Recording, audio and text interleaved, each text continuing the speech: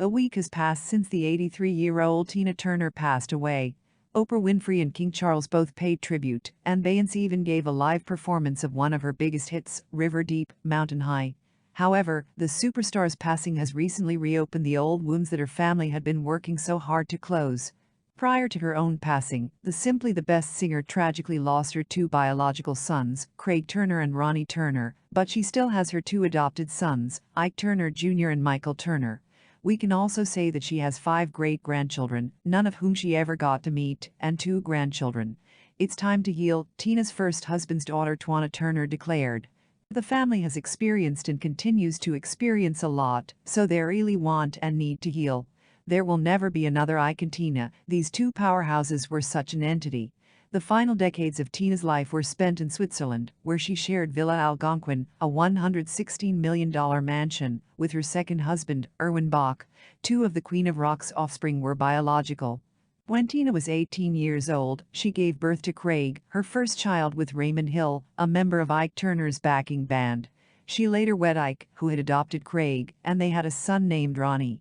Ike Jr. and Michael, whose mother was Ike's former wife Lorraine Taylor, were then adopted by Tina. She never got to meet Raquel and Randy, the kids of her son Ronnie, and Tyson and Therese, the young sons of Raquel. Raquel and Randy have struggled with their loss of their father and are still doing so. Ronnie, 62, passed away in December of last year. Tiffany Turner Dukes is Michael's daughter. Craig and Ike Jr. never had children. With her husband, Turner Dukes has 3 kids. A daughter named Marley and 2 sons named Amari and Gianni.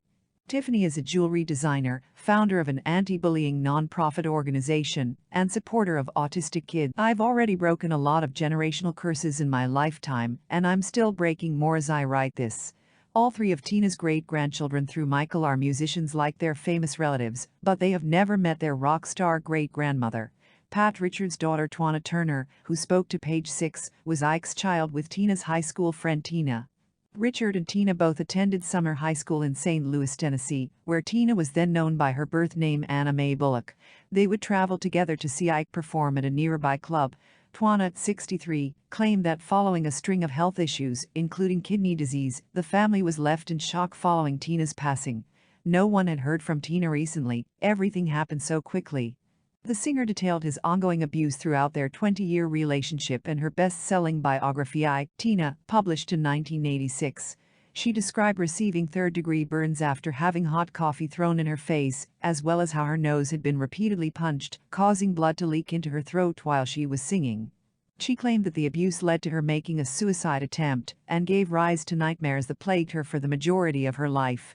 She asserted that on the eve of their wedding, Ike forced her to watch a live sex show at a brothel in Tijuana, Mexico.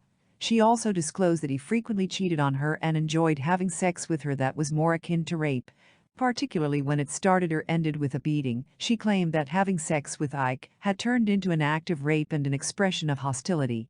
With every snort of cocaine, what had been ugly and hateful between us got worse. In 1993's What's Love Got to Do with It, Tina was portrayed by Angela Bassett in an Oscar-nominated performance, and the marriage was portrayed on the big screen. Playing Ike was Lawrence Fishburne. It has been very difficult for the family to bring up the past, as her granddaughter Tiffany, 40, wrote on social media after Tina's passing. "Rest in freedom, Ronnie and Uncle Craig are awaiting you." In response, Tiffany said, "People who only know one side of a soul story will forever have one way to see it. I don't care what you think you know, if you aren't descended from my family, you don't know St. The hardest thing to deal with," she continued, "is having famous grandparents with a tale like theirs.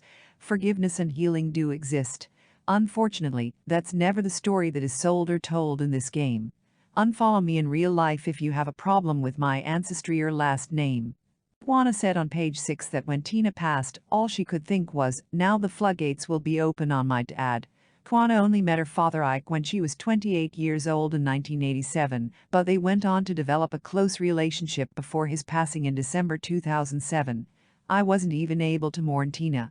Since the first time I met Daddy, I have been in a protective mode." Ike has consistently denied mistreating Tina, and Twanna recalled that he used to tell her, "Baby, if Tina thinks this is what she needs to do to get where she needs to go, that's between her and God." Never once did he criticize her. Tina was devastated by the suicide death of Craig, her oldest son, who was 59 years old, on July 3, 2018. He had previously struggled with drug addiction.